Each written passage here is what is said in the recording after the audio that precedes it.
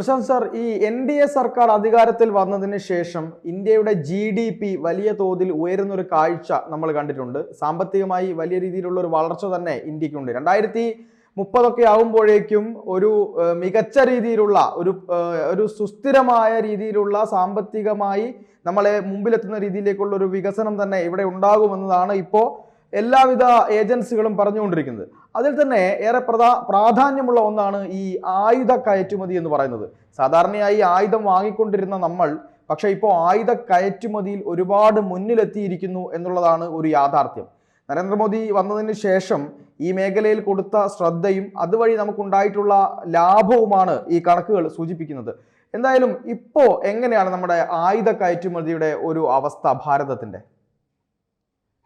അപ്പൊ അത് പറയേണ്ടതായിട്ട് തന്നെ ഉണ്ട്. കാരണം പ്രധാനമായി ഇപ്പൊ നമ്മുടെ പ്രതിപക്ഷ നേതാവും അല്ലെ നമ്മുടെ ചില ആൾക്കാരൊക്കെ പറഞ്ഞല്ലോ, ഇവിടെ കുളി മാത്രമേ നടക്കുന്നുള്ളൂ, കുംഭമേളയെ നടക്കുന്നുള്ളൂ, അല്ലെങ്കിൽ ഇത്തരത്തിൽ പ്രാകൃതമായ കാര്യങ്ങൾ ഇന്ത്യയുടെ വളർച്ച യാതൊരു രീതിയിലും മുന്നോട്ട് പോകുന്നില്ല എന്നൊക്കെ പറയുന്നുണ്ട്. അപ്പൊ അതിനകത്ത് ഇതൊക്കെ പ്രധാനപ്പെട്ട കാര്യങ്ങൾ.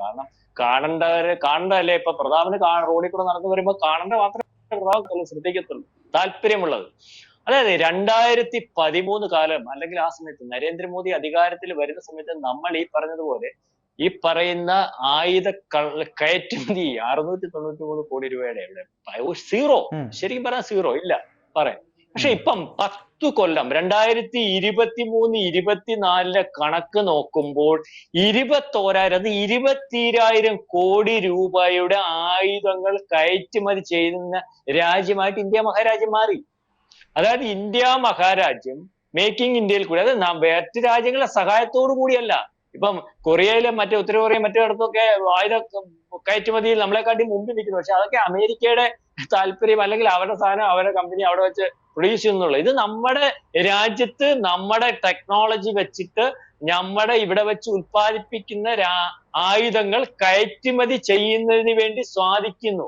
അത് 21,000 കോടി രൂപയുടെ. ഒന്ന് ആലോചിച്ച് നോക്കിയേ, 10 കൊല്ലത്തിന് മുമ്പ് 693 കോടി രൂപയിൽ നിന്നും ഏതാണ്ട് 10 കൊല്ലത്തിന് ശേഷം 21,000 കോടി രൂപയുടെ കയറ്റുമതി സാധ്യമാക്കുക എന്ന് പറഞ്ഞാൽ ഇപ്പൊ ആൾക്കാരുടെ മാന്യമായിട്ട് കാര്യങ്ങൾ മനസ്സിലാക്കാൻ ശ്രമിക്കുന്നവർക്ക് മനസ്സിലായി എന്തൊരു വലിയ വളർച്ചയാണെന്ന്. അപ്പൊ മേക്കിംഗ് ഇന്ത്യയും മോദിയൊക്കെ കൊള്ളാം. അപ്പൊ കാര്യങ്ങൾ വളരെ ഗംഭീരമായി നടക്കുന്നുണ്ടല്ലോ. ഈ പറയുന്നത് പോലെ ഇവരാരും പറയുന്നത് പോലെ മോശമായ കാര്യങ്ങളൊന്നും അല്ലല്ലോ നടക്കുന്നത്. നമ്മൾക്ക് പല രാജ്യങ്ങളും നമ്മുടെ പ്രതിരോധ കരാറിനകത്തുണ്ട്. അതിനകത്ത് അർജന്റീനയുണ്ട്, ഫ്രാൻസ് ഉണ്ട്, അല്ലെങ്കിൽ ഇന്തോനേഷ്യ ഉണ്ട്. ഇപ്പം അവരെല്ലാം നമ്മുടെ മിസൈലുകള്, അല്ലെങ്കിൽ സർഫസ് മിസൈലുകള്, അല്ല ഡ്രോണുകള് നമ്മൾ ഉത്പാദിപ്പിക്കുന്ന, ഇങ്ങനെ പല കാര്യങ്ങളും മേടിക്കുന്നതിന് വേണ്ടി തയ്യാറായി നിൽക്കുന്ന ഒരവസ്ഥയുണ്ട്. അല്ലെങ്കിൽ ഇത്തരത്തിൽ അതുകൊണ്ട് തന്നെ ഇപ്പം നമ്മള് മനസ്സിലാക്കേണ്ട കാര്യം എന്ന് പറഞ്ഞാൽ ട്രെയിൻ അട്ടിമറികൾ എന്ന് പറഞ്ഞാൽ ഈ ഭീകരവാദികളുടെ അല്ലെ ടെററിസ്റ്റുകളുടെ പുതിയൊരു രൂപം. കാരണം ഡയറക്റ്റ് വന്നിട്ട് ഈ പറയുന്ന പോലെ പൊട്ടിത്തെറിക്കുന്നതിന് പകരം ഇതുപോലെ ഈ ഇൻഫ്രാസ്ട്രക്ചർ ഡെവലപ്മെന്റ്സ്, അല്ലെങ്കിൽ നമ്മൾ ഡെവലപ്പിംഗ്, ഇപ്പം വിനോദസഞ്ചാര മേഖല, ഇതുപോലെ ട്രെയിനുകൾ അല്ലെങ്കിൽ വിമാനങ്ങൾ, ഇത്തരത്തിലുള്ള കാര്യങ്ങൾ ഒരു രാജ്യത്തിനകത്ത് ട്രെയിൻ ഓടുക, വിമാനം ഓടുക, അല്ലെങ്കിൽ നമ്മുടെ ഇപ്പൊ പറയുന്ന വിനോദസഞ്ചാര കേന്ദ്രങ്ങൾ സുരക്ഷിതമല്ലാതാവുക. അപ്പം ട്രെയിൻ ഓടുന്നു, അല്ലെങ്കിൽ ട്രെയിനകത്ത് കയറി കഴിഞ്ഞാൽ 5 കോടി ജനം ഏത് സമയം നോക്കിയാലും ട്രെയിനിൽ യാത്ര ചെയ്യുന്ന ഒരു രാജ്യമാണ് ഇന്ത്യ മഹാരാജ്യം. അപ്പൊ ആ രാജ്യത്ത് ട്രെയിനകത്ത് സുരക്ഷിതത്വം, അല്ലെങ്കിൽ നാളെ കാലത്തെ പ്രധാന ട്രെയിനകത്ത് കയറും. ഞാൻ കയറുന്നതിന് മുമ്പ് നിവർത്തികേട് കൊണ്ട് കയറിയാൽ ദൈവമേ എപ്പൊ പൊട്ടിത്തെറിക്കുമെന്ന് ആലോചിക്കത്തില്ലേ? ഫ്ലൈറ്റിനകത്ത് നിങ്ങൾ കണ്ടിട്ടുണ്ടായിരുന്നല്ലോ, കഴിഞ്ഞ കുറെ നാളുകളായിട്ട് ഇന്ത്യൻ എയർലൈൻസ് പൊട്ടിത്തെറിക്കും, അവിടെ പൊട്ടിത്തെറിക്കും, ഇവിടെ പൊട്ടിത്തെറിക്കുന്നില്ലയോ എന്നുള്ളതല്ല. പൊട്ടിത്തെറിക്കുമെന്ന് പറഞ്ഞാൽ റിസ്ക് എടുക്കുന്ന രീതിയിലേക്ക് ആൾക്കാർ മാറത്തില്ലല്ലോ. നിവർത്തി കെട്ടവൻ ഒരുപക്ഷെ കയറിപ്പോകും. വിദേശത്തു നിന്ന് ഇന്ത്യ മഹാരാജ്യം സന്ദർശിക്കാൻ വരുന്ന, അല്ലെങ്കിൽ വാല്യുബിൾ പേഴ്സൺസ് ഇവിടെ വരുമോ, അല്ലെങ്കിൽ റിസ്ക് എടുക്കാൻ തയ്യാറാമോ? ഇതിന് പ്രധാനപ്പെട്ട ഒരു കാര്യം, ട്രെയിൻ അട്ടിമറിയുടെ പിറകിൽ പ്രധാനപ്പെട്ട ഒരു കാര്യം എന്ന് പറഞ്ഞാൽ ഈ പറഞ്ഞ പോലെ ഞാൻ ഈ ആയുധ കച്ചവടത്തിന്റെ കൂടെ കൂട്ടി പറഞ്ഞാണ്, ഇവിടുന്ന് ആയുധങ്ങൾ കയറ്റി അയക്കുന്നത് പോലെ തന്നെ നമ്മളുടെ ഈ രാജ്യത്ത് വന്ദേ ഭാരത് എന്ന് പറഞ്ഞ ട്രെയിൻ ഉണ്ടല്ലോ, ആ ട്രെയിനുകൾ മേടിക്കാൻ തയ്യാറായിട്ട് നമ്മുടെ ഇന്ത്യക്ക് പുറത്ത് പല രാജ്യങ്ങളിൽ നിൽക്കുന്ന ഒരവസ്ഥയുണ്ട്. കാരണം ഇന്ത്യക്കകത്ത് വന്ദേ ഭാരത് ട്രെയിൻ ഉണ്ടാക്കി വേറെ രാജ്യത്തിന് കൊടുക്കാൻ പ്രാപ്തമായി, അല്ലെങ്കിൽ ആ കരാറുകൾ കാര്യത്തിൽ പല രാജ്യങ്ങളുമായിട്ട് ഒപ്പിട്ട് കഴിഞ്ഞു. ഏതൊക്കെ രാജ്യങ്ങളുമായിട്ട് ഒപ്പിട്ടു എന്നുള്ള കാര്യം പറയുന്നില്ല പ്രതാപ. പറഞ്ഞാൽ അതിനകത്ത് മുടക്കം വരും. അല്ലെങ്കിൽ ആ രാജ്യം, അപ്പൊ ആ രീതിയിലേക്ക് ഇന്ത്യ വളർന്നു. മേക്കിംഗ് ഇന്ത്യ ഇവിടെ കൊണ്ടുവന്നപ്പോ ഇവിടെ എന്തൊരു കളിയാക്കായിരുന്നു. നിങ്ങൾക്കറിയാമല്ലോ, എന്തോ കൊണ്ടുവന്നാലും അതിനകത്ത് നടക്കത്തില്ല എന്ന് പറയും. അപ്പൊ കൊള്ളാവുന്നവർ ഇത് കൊണ്ടുവന്നിട്ട് നടത്തിയെടുക്കും. ഏറ്റവും അവസാനം നമ്മുടെ ഈ ക്യാഷ്ലെസ് മണിയുടെ ഒരു പ്രശ്നം വന്നപ്പം ഇവിടുത്തെ നമ്മുടെ ധനകാര്യമന്ത്രിയും അദ്ദേഹത്തിന് അല്ലെങ്കിൽ ലോകത്തുള്ളവരെല്ലാം ചോദിച്ചില്ലേ, എടാ ഇവിടെ കൊട്ടയും വെച്ച് കെട്ടി സൈക്കിളിന്റെ പുറകിൽ ഉന്തിത്തള്ളി വീടുകളിൽ കയറി ഇറങ്ങുന്ന മീൻ കച്ചവടക്കാരനും റോഡിൽ പാവിച്ചിരിക്കുന്ന മലക്കറി കച്ചവടക്കാരനും ആ രീതിയിൽ ആളുകളുള്ള 65% ആളുകളുള്ള ഇന്ത്യ മഹാരാജ്യത്ത് എങ്ങനെ ഇത് സാധിക്കും? ഒന്നും മിണ്ടിയില്ല, നടത്തി കൊടുക്കും. ഇപ്പൊ സാധിക്കുന്നുണ്ടോ? ആ മീനെ കൊണ്ടുവന്ന് തൂക്കിത്തരും നമ്മുടെ വീട്ടിൽ കൊണ്ട് സൈക്കിളിൽ. എന്നിട്ട് അവന് ആ തൂക്കിത്തരുന്ന സാധനത്തിനെ പുറം തിരിച്ച് കാണിക്കുന്നാണ്ട് ഇവിടോട്ട് അടിച്ചാൽ അതിന്റെ പുറകിൽ എന്തുവാ നമ്മുടെ ഇത് ജിപേ അതിന്റെ ഇത് ഒട്ടിച്ചേക്കുക, സ്കാനർ ഒട്ടിച്ചേക്കുക. റോഡിൽ ഇരിക്കുന്ന ചെരുപ്പൂത്തിക്ക് വരെ ഇല്ലെങ്കിൽ അയാൾക്ക് ഇന്ത്യയുടെ ഭാഗമായിട്ട് ഇന്ത്യക്ക് സമാന്തരമായിട്ട് സഞ്ചരിക്കാൻ പറ്റത്തില്ല. പാർത്തന്റെ കയ്യിൽ ജിപേ ഇല്ലെങ്കിൽ പാർത്തന് ഇപ്പൊ ഇന്ത്യയുടെ കൂടെ സഞ്ചരിക്കാൻ പറ്റത്തില്ല, ഇന്ത്യക്ക് സമാന്തരമായിട്ട് സഞ്ചരിക്കാൻ പറ്റത്തില്ല. അല്ലെങ്കിൽ ആ രീതിയിൽ സഞ്ചരിക്കുന്നതിന് വേണ്ടി പ്രാപ്തനെയും പാർത്തനെയും എന്നെയും ഇവിടുത്തെ സാധാരണക്കാരനെയും കൂലിപ്പണിക്കാരനെയും എല്ലാവരെയും തയ്യാറാക്കുന്ന രീതിയിലേക്ക് ഇന്ത്യ വളർന്നില്ലേ? ആ രീതിയിലേക്ക് ഒരു മീൻ കച്ചവടക്കാരൻ ഗൂഗിൾ പേ ഓപ്പറേറ്റ് ചെയ്യണമെങ്കിൽ, അവനത് ഉപയോഗിക്കണമെങ്കിൽ, റോഡിൽ മലക്കറി കച്ചവടക്കാരൻ അത് ഉപയോഗിക്കണമെങ്കിൽ, നമ്മളുടെ എക്കണോമിക്കൽ ഗ്രോത്ത് വളരുന്നതിന്റെ ഒപ്പം ആ ആൾക്കാരുടെ നിലവാരം വളർന്നില്ലേ? അപ്പം ഈ കയറ്റുമതി ഇറക്കുമതി അല്ലെങ്കിൽ ലോക രാജ്യങ്ങൾ ഇപ്പൊ തന്നെ ആയുധക്കാലത്തിന്റെ കാര്യം പറഞ്ഞു, ഏതാണ്ട് 25 രാജ്യങ്ങൾ. ഇപ്പൊ ഈ പറഞ്ഞതിന്റെ കൂട്ടത്തിൽ നമ്മൾ തിരിച്ചു വരുന്നു. 25 രാജ്യങ്ങൾ ആയുധ കയറ്റുമതി ചെയ്യുന്നതിനകത്ത് ഇന്ത്യയുടെ സ്ഥാനമുണ്ട് 25-നകത്ത്. ചില സർവേയിൽ പറഞ്ഞ് 20-നകത്തുണ്ടെന്നാണ്. അതിനകത്ത് ഇപ്പൊ ചൈനയുടെ കാര്യം നമുക്ക് കൂട്ടി പറയാനുണ്ട്. ചൈന 10ാമതൊക്കെ വരുന്നുണ്ട്. ഈ ചൈനയുടെ കാര്യം നമ്മൾ പറഞ്ഞതിന്റെ കാര്യം എന്നാൽ ചൈന നേരത്തെ ഇതുപോലെ വെളിയിൽ നിന്ന് മാത്രം ആയുധം മേടിക്കുന്ന ഇന്ത്യയുടെ കൂട്ടുള്ള രാജ്യമായിരുന്നു. ഈ പറഞ്ഞ അമേരിക്ക പോലെയും ഇറ്റലി പോലെയും അല്ലെങ്കിൽ ഫ്രാൻസ് പോലെയും ചില യൂറോപ്യൻ കൺട്രീസിന്റെ കൂട്ടും ഈ ഉത്തര കൊറിയ അല്ലെങ്കിൽ കൊറിയയുടെ കൂട്ടും ഒക്കെ ആയുധങ്ങൾ ഉൽപ്പാദിപ്പിച്ച് വിൽക്കുന്ന രാജ്യങ്ങളല്ലായിരുന്നു. അപ്പൊ ആ രാജ്യത്തിന്റെ ശ്രേണിയിലേക്ക് ചൈന 10ാമത് വരുമ്പോൾ 20-നകത്ത് 10 കൊല്ലം കൊണ്ട് നമ്മൾ വരുന്ന ഒരു അവസ്ഥ. ആ 20-നകത്ത് വരുമ്പോൾ ഇന്ത്യയിൽ നിർമ്മിക്കുന്ന ആയുധങ്ങൾ വാങ്ങുന്നതിന് വേണ്ടി അല്ലെങ്കിൽ വിശ്വസിച്ച് വാങ്ങുന്നതിന് വേണ്ടി നമ്മുടെ ഡ്രോണുകൾ, നമ്മുടെ മിസൈലുകൾ അല്ലെങ്കിൽ നമ്മുടെ ആയുധങ്ങൾ വിശ്വാസ്യതയോട് കൂടി മേടിക്കുന്നതിന് വേണ്ടി നമ്മൾ ആദ്യം പറഞ്ഞതുപോലെ പല രാജ്യങ്ങളും തയ്യാറാകുന്നു. അതിനകത്ത് ആയുധ ഉണ്ടാക്കുന്നതിൽ മുൻപന്തി നിൽക്കുന്ന ഫ്രാൻസ് പോലും നമ്മളുടെ രാജ്യത്തിനകത്തു നിന്ന് ചില ആയുധങ്ങൾ വാങ്ങിക്കുന്നതിന് വേണ്ടി തയ്യാറായി നിൽക്കുന്ന ഒരവസ്ഥ. അതായത് നമ്മുടെ ഗ്രോത്ത് എല്ലാ രീതിയിലും എല്ലാ മേഖലയിലും വളരെ വലിപ്പത്തിൽ പോകുന്നു, വളരെ മുന്നേറുന്നു. അതിന്റെ കൂടെ ഈ ആയുധ കയറ്റുമതിയിലും ഇന്ത്യ മഹാരാജ്യം ഇപ്പൊ എണ്ണംപെട്ട രാജ്യങ്ങളുടെ പട്ടികയിലേക്ക് വരുന്നു.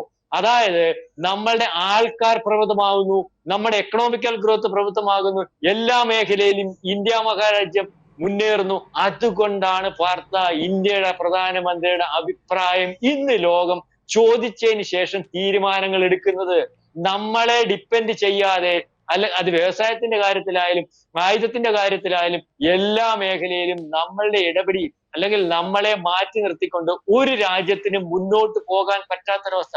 നമ്മൾ ആയിരിക്കണം. നമ്മുടെ GDP അമേരിക്കയുടെ GDP തമ്മിലുള്ള വ്യത്യാസം, നമ്മുടെ വ്യത്യാസം വളരെ വലുതാണ്. പക്ഷേ ആ അമേരിക്കയെ പരിഗണിക്കുന്ന അതേ രീതിയിൽ ഇന്ത്യയുടെ അഭിപ്രായവും ഇന്ത്യയുടെ താല്പര്യവും അനുസരിച്ച് ലോകക്രമം കൊണ്ടുവരുന്നതിന് വേണ്ടി ശ്രമിക്കുന്നു എല്ലാ രാജ്യങ്ങളും. അതിന്റെ അർത്ഥം ഇന്ത്യയെ ഉൾക്കൊള്ളാതെ ഇനിയും ലോകത്തിന് മുന്നോട്ട് പോകാൻ പറ്റത്തില്ല. കാരണം ഇന്ത്യ അത്രയ്ക്ക് വലിയൊരു രാജ്യമാണ്, ഇവിടുത്തെ കയറ്റുമതി അത്രയ്ക്ക് വലുതാണ്. അല്ലെങ്കിൽ പല രാജ്യങ്ങളിലും ഇങ്ങോട്ടുള്ള ഇറക്കുമതിയെ അവരുടെ രാജ്യത്തെ എക്കണോമിക്കൽ ഗ്രോത്തിനെയും മറ്റിനെയൊക്കെ ആശ്രയിക്കും. ഇന്ത്യയുടെ അല്ലെങ്കിൽ ഇവിടെ കാര്യങ്ങൾ ഇറക്കുമതി ചെയ്യുന്നതിനും അല്ലെങ്കിൽ അവരുടെ വ്യവസായങ്ങളും മാനുഫാക്ചറിങ്ങിനും ഒക്കെ കാര്യങ്ങൾ നടത്തുന്നതിനും, അതായത് ഒരു രാജ്യത്തിനകത്ത് ഇന്ന് ലോകത്തുള്ള പല രാജ്യത്തിനകത്തും അല്ലെങ്കിൽ ഈ രാജ്യത്തിന്റെ എല്ലാ രാജ്യത്തിനകത്തും അവരുടെ രാജ്യത്തിന്റെ പുരോഗതിക്ക് ഉതകുന്ന രീതിയിൽ ആ രാജ്യത്തെ മുന്നോട്ട് കൊണ്ടുപോകുന്നതിന് ഇന്ത്യയുടെ സാന്നിധ്യം അല്ലെങ്കിൽ ഇന്ത്യയുടെ പരിഗണന, ഇന്ത്യയുടെ തീരുമാനം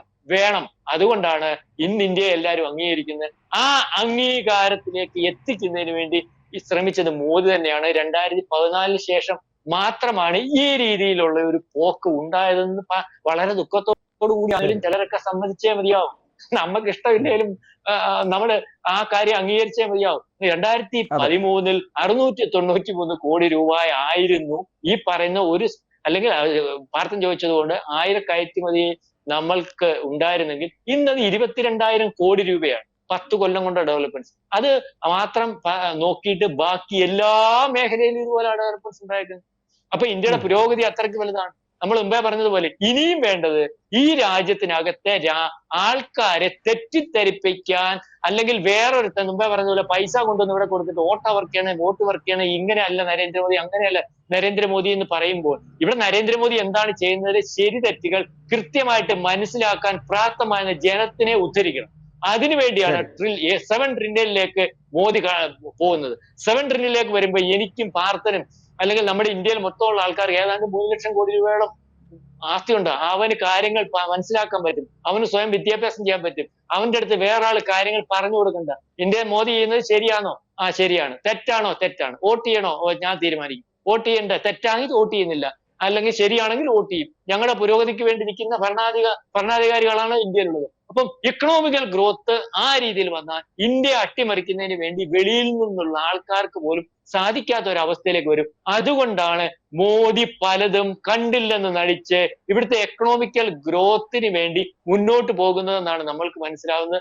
അത്തരത്തിലൊരു പോക്കിന്റെ ഭാഗമായിട്ടുള്ള ഒരു ചെറിയ കാര്യം മാത്രമാണ് ഈ പറയുന്ന പോലെ കയറ്റുമതി. ഇതുപോലെ എല്ലാ രീതിയിലുമുള്ള പോക്കും ഇവിടുത്തെ വളർച്ചയും അധികം താമസിയാതെ എക്കണോമിക്കൽ ഗ്രോത്തിനകത്തല്ലേ GDP-ക്കകത്തൊക്കെ വ്യത്യാസം വന്ന് 7 ട്രില്യണിലേക്ക് പോകും എന്ന് നമുക്ക് പ്രത്യാശിക്കാം.